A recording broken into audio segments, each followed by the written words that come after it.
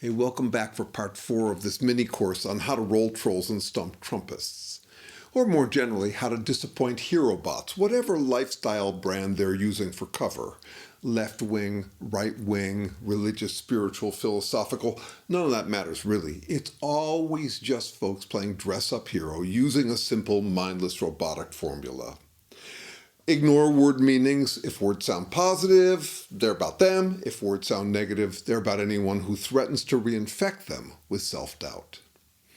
I'd really like to jump right into the powerful underutilized moves I've got to offer, but to use them, you need to understand in your heart and down to the bone what's going on with Herobots. There are so many fuzzy, abstract theories about what makes these narcissist, egomaniac, sociopath, total jerks tick like time bombs. And the jerks like it that way. They want to keep you guessing. Confusing you is a win for them. So I will start here with a bit more about their formula, and by the end of this video, I'll have introduced and demonstrated one of 2 key moves you can use against them. I hate to keep you waiting, but first, a bit more know thy enemy. Herobots rely exclusively on a simple mindless formula I'll call the duck and tuck. Duck negatives, tuck under positives. Traitor sounds negative, so duck it by auto-generating a robo-response. I'm not a traitor, you are. Patriot sounds positive, so tuck under it by auto-generating a robo-response. I'm the patriot, not you. No matter the words or symbols, it could be crosses, flags, whatever, Herobots ignore meanings and implications, simply sorting words by smell. Good smells to them, bad smells to you. Flattering fresh word salad for them, rotten compost word salad for you. It's super simple and reliably effective. Dealing with a Herobot, you feel like you're dealing with a 3D chess master. You're not. They're playing ungrounded, one-dimensional chess, just the vertical dimension. Them up, you down. Pure, mindless, robotic, sado-narcissism. Me good, you bad. That's their only game. Ignoring meanings, they accumulate positives that contradict each other. They're dominant, yet bullied. Saintly, yet thugs. Geniuses, yet anti-intellectual. Salt of the earth, yet elite. Ignoring meanings, they can't hear their self-contradictions. And if you accuse them of hypocrisy, they have a ready duck and tuck robo-response for that too. No, you're the hypocrite, not me. And so what if I am, because you're a hypocrite too? And anyway, I'm a saint, which is good. And I have integrity, which is good. And I'm sneaky, which is good. And anyway, kings and billionaires get away with hypocrisy, so damn straight I'm a hypocrite, which is good. And anyway, everything I do serves the highest purpose, which is good. And I'm the heroic victim, which is good, of your stupid, evil, weak bullying. Their egotism is not my point here. I'm encouraging you to appreciate how the duck and tuck works. How mindless, easy, and automatic it is for folks to become duck and tuck Herobots. And that it's like heroin, another addictive way to get hooked on the cheap high of feeling eternally heroic. See, much of my scientific research is on what it's like to be us humans, mid-sized mammals fumbling around with this relatively newfangled contraption called language, driving drunk under its distorting influences. Language has us all trudging through a sandstorm of mojo-eroding thoughts and self-doubts that lacking language other critters don't experience. We're way more anxious, visionary, and delusional than other creatures. Having language and therefore concepts, we can imagine the ideal, see where we fall short, and self-idealize to compensate. We can become legends in our own minds in ways no other critter can. That's what the duck and tuck Herobotics is all about. And the appeal of it is familiar to you and everyone. You know what it's like to try to duck an accusation. You know what it's like to try to tuck yourself under some flattering virtue. The tuck and duck is the obvious escapist move that would tempt any of us. And anyone who sneers that it's beneath them is proving that it isn't beneath them by sneering at it. The difference between decent folks and Herobots is not the compulsion to exploit the duck and tuck, but the self-restraint. Decent folks intuit that wanting to play duck and tuck hero is a problem they have to manage. Herobots are absolutely addicted to it as the solution to all of their problems. The duck and tuck requires no thought, and by that I also mean that it requires that you don't think. Thinking would only trip you up. Duck and tuck herobotics is the ultimate idiot's delight. The dumber one is, the easier it gets, and the easier it gets, the more advantage there is to staying dumb. Herobots are one-trick phonies. The duck and tuck is all they've got and all they need. So no, you can't talk sense with them because they've desensitized themselves to the sense or meaning of words. You can't reason with them because they are literally unreasonable. They don't have or offer reasons. They've shrunk their airtight circular reasoning down to the bare minimum. Because I'm a hero, I possess all possible virtues. And look, I have all possible virtues, which proves I'm a hero. I'm right because I said so, and I said so because I'm right. I declare myself the winner, which earns me the right to declare myself the winner. As with all addictions, the high wears off, leaving only the dependency. I'm not convinced that narcissists always think highly of themselves, nor are they always compensating for a chip on their shoulder. It's a mindless habit that works.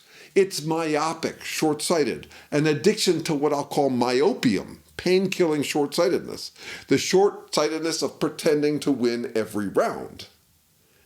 I think we're finally ready to answer the question, how to roll trolls and stump Trumpists. Here's the stance I take for this work. I try to be a nice guy, but if you show up done, ready for a fight you're already sure you've won, I'm going to do my best to have you leave here disappointed, with your scheme to dip in quick, pre and post anointed, as the one who only tutors, teaching others what to think, 'cause it's attitudes like that put the whole world on the brink. And here's the overarching heart of my practical strategy. Don't debate them. They're just masturbating to you taking the bait. Call them on that instead. I'll say it again. Don't debate them. They're just baiting to you taking the bait. Call them on that instead. To finish out this session, I'm going to focus on the first part. Don't take the bait. In the next video, I'll focus on how to call them on how they're just masturbating to people taking the bait. You're going to be sorely tempted to take the bait. And I'm not naive enough to think I can just tell you not to, and you won't. How then are you going to resist the temptation? Employing their duck and tuck, they'll bait you with reasons why you're bad and they're good. For example, they'll say, oh, you just hate Trump. You're hateful. I'm loving. Now, you spend your whole life learning to be considerate, to really listen, to take people's words seriously. And here they are offering what feels like moral guidance. You don't want to be or appear close-minded. So you're tempted to address their critique, at least in self-defense. I'm not hateful.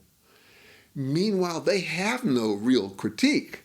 They're just duck and tuck fucking with you. They haven't thought about what love or hate mean. They just know love sounds hella good, so it's about them, and hate sounds hella bad, so it's about you. They have no moral counsel to offer. They're like apes flinging shit at you. It's just sadomasochistic braying. Just their territorial pissing.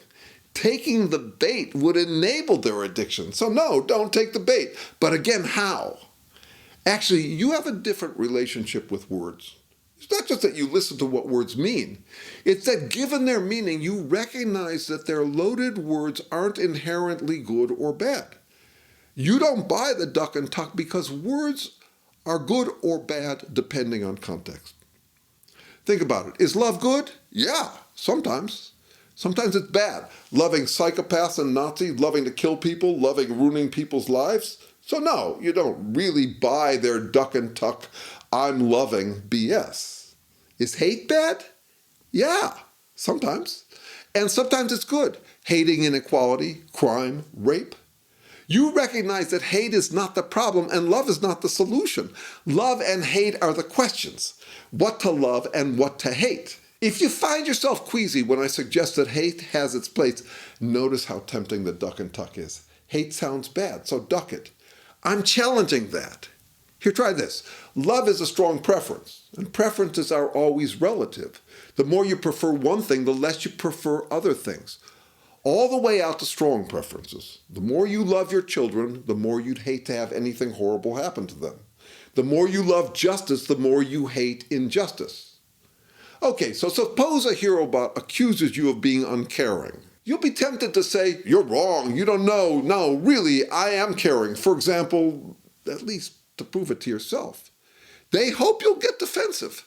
They hope to lure you into that tuck and duck response because in a head-to-head tuck and duck contest, they have a fundamental advantage. They don't care what words mean. They could duck and tuck in their sleep. They hope you care what uncaring means, so you'll get defensive about it. If you do, they'll accuse you of getting defensive. Again, just because defensive sounds bad. And then you'll get defensive about that. So here's how you're going to resist the temptation to debate them. We often take the bait not to prove to them that we can handle it, but to prove to ourselves that we can. The way to resist the temptation is to have a response at the ready that grounds you when they want to throw you off balance. If you know what you would say, you don't have to say it. If they say, you're so uncaring, you could say, I'm not trying to be caring. I'm trying to care about the right things, not the wrong things, as are we all. But you pretend you're caring simply because it sounds good. Knowing that you could say that means you don't have to say it. It's how you'll resist the urge to take the bait. You recognize that whatever negatives they spew at you are not the pure negatives they pretend they are. I'll explain how this is grounded in irony in the next video, but in the meantime, let me act this out for you. The things you could say that will reduce your compulsion to say them. This will be an unrealistic, exaggerated, cartoonish exchange to highlight a fundamental attitude adjustment worth making if you're going to roll trolls. Herobots have perma-affirmed consciences. Most aren't psychopaths. They have consciences, all right. Consciences that the duck and tuck keeps permanently affirmed, reassured and confident. You can't roll trolls if you have a hair trigger conscience that they can trigger with their robotic blame-spewing, moralizing BS. You need a calm, non-reactive conscience, a conscience that doesn't get defensive when they spew negatives at you. That's what to look for in this overacted depiction. You're a sick puppy. You got so much wrong with you. Lay it on me. You're insulting. Indeed I am. And uncaring. Yep. You have hate in your heart. Good read. I have hate in my heart. You like to win and feel like an expert. Definitely. You're egotistical. Yeah. And arrogant. I am. And ignorant. Most definitely. And you're a name caller. I am indeed. You admit to all that. Definitely, and you don't admit to any of it. That's the big difference between us. I know. I'm good. You're not. Let me ask you a question. Is there anything humorous about you calling me a name caller?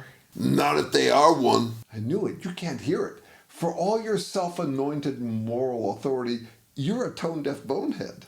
That's name-calling. It is indeed, sweetheart, which is also name-calling. Here's what you missed. Calling someone a name-caller is name-calling. When you called me a name-caller, you were name-calling. No, I wasn't. Of course not, because name-calling sounds bad, so it must be something your enemies do. You don't do anything bad because you're a hero. Let me try another. You called me arrogant, right? Yeah, because you are. And what would you call someone who considers themselves the foremost living authority on who's arrogant? I don't know. All I know is you're arrogant. You did it again. Totally tone-deaf. It's arrogant to claim to be the authority on who's arrogant. Are you accusing me of hypocrisy? You're the hypocrite. Definitely, for the same reason I'm selfish and arrogant. I'm not. Again, that's the difference. You have this simple idiot's delight trick. If it sounds bad, it's about any threat to your delusions of heroic grandeur. If it sounds good, it's about you. It doesn't matter what it is. You don't even think about what the words mean. If it's what the cool kids are wearing, you want to wear it too. You're a hero, groupie, poser, fanboy wannabe. You don't have to think at all. You're talking nonsense. Of course, you're the objective gold standard. Anything you don't want to understand is nonsense. Don't change the subject. You just admitted to doing bad things. I did because they're not always bad. You asked if I hate, and I said yes, everyone hates. I believe in love. Of course you do, sweetie. You're all sugar and spice and everything nice. Love sounds good, you want to be good, so give yourself a love merit badge and wear it proudly. You're for love. Love is the answer. Anyone who threatens you is a hater, so you never have to listen to them. You're so hateful. All you libs are. That's right, and you love everything. You love cancer, the death of your loved ones, nuclear war, rape, murder, dictatorship, communism. And why? Not because you do. You hate what you hate, just like everyone, but you want to feel pure, special, heroic. So you close your eyes and jerk off to the fantasy that you're everything good, and anyone who scares you is everything bad. Well, what about you? I'm not trying to collect your stupid merit badges. I'm trying to figure out what to love and what to hate, because love is the question, not the answer. I'm trying to figure out what to care and not care about, when to be selfish and selfless, when to name call and not name call. But you admitted that you hate. Of course I do. Everyone hates. People playing dress-up hero pretend they don't, but they do. You hate haters. The more you love something, the more you hate its opposite. I'm not trying to be loving. I'm trying to love and hate the right, not the wrong things. So yes, I have hate in my heart. Why do you think I'm calling bullshit on the whole Maga circle jerk? Because I hate it. You don't want to make America great again? That's a perfect illustration of the difference between us. You hear a phrase like that, it sounds sweet, so you swallow it like it makes you some exceptional hero. What's wrong with make America great? You don't even bother to think about what you're swallowing. All you need to know is MAGA's hella good, you're hella good, so you're MAGA. Anyone who doesn't swallow Trump's MAGA sweet Kool-Aid hates America. What's wrong with wanting to make America great again? Everyone wants to make America great again. You're not special for wanting to make America great again. Get in line, bonehead. So much hate. Definitely, I hate jerk-off Herobots of all kinds. But that proves you're a name caller. As are you, apparently, because you keep calling me a name caller, which is name calling. You've called me lots of names, but when you do it, you ignore your bogus no name calling rule because everything you do is automatically heroic. When I do it, it's evil, and I should be ashamed. So are you ashamed? Not about name calling. Unlike you, I'm not trying to pretend I don't name call. I'm trying to name call in right, not wrong ways. Being realistic, a Herobot would have scampered off long ago, declaring themselves winner long before you got through this whole exchange. Their running off is evidence that you've disappointed them, and in the next video I'll show you how to hook them so they can't just escape. This dialogue was meant to illustrate what you could say so you don't have to. Remember, don't debate them. They're just masturbating to you taking the bait. In the next video, I'll show you how to call them on that. And thank you for sticking with this. I think this is important work.